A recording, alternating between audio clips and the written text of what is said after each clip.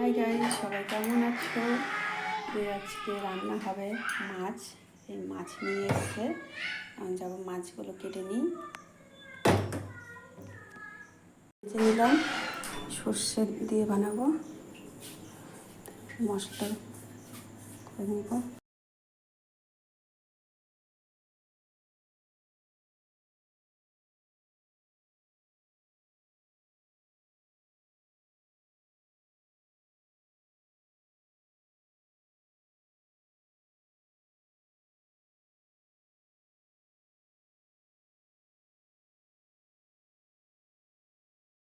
সর্ষে মাছ কমপ্লিট হয়ে গেছে রান্না।